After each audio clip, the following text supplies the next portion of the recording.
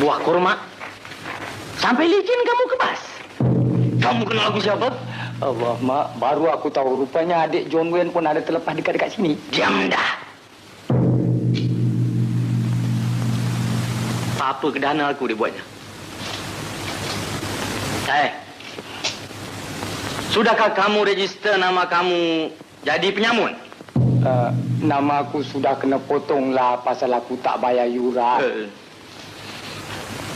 Tuan Hakim, ini orang salah atau tidak dan apa hukumannya? Salah, hukum bunuh.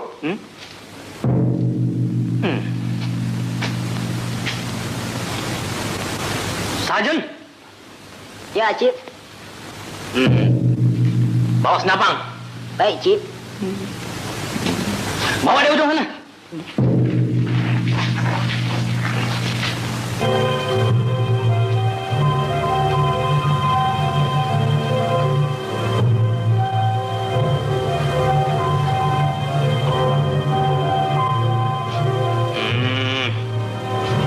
Allah, Mak. Senapang apa ini besar sangat? Inilah senapang gajah. Senapang gajah? Tolonglah tembak aku dengan senapang yang kecil sikit. Ini kena muka aku berkecah air nanti.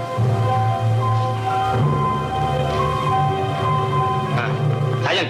Ya, Cip. Bawa barang. Baik, Cip.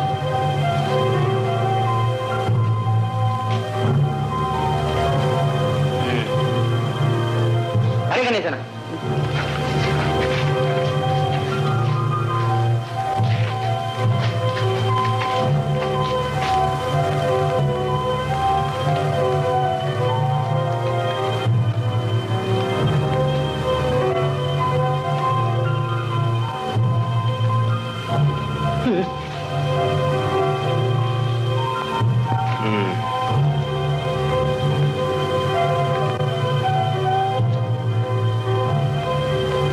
Belacan.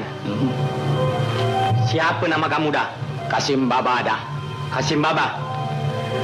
Sebelum kamu mampus, kamu boleh minta apa yang kamu minta. Aku mau minta kau mesti menghormatkan hari aku mati. Kau mesti mengadakan satu hari public holiday. Dengar sini penyamun semua. Satu hari public holiday. Baik. Okeylah. Sekarang kau matilah. Nanti ada lagi satu permohonan aku lah. Ada lagi? Apa lagi? Engkau punya rumah banyak semut dah. Habis digigit perut aku lah. Tolonglah garukkan sikit. Engkau nak mampus macam-macam lah. Bukan main sedap dah. Ini macam kalau aku mampus pun puaslah. Cukup? Cukup. Sekarang kamu matilah. Buka mata. Senyum. Cepat.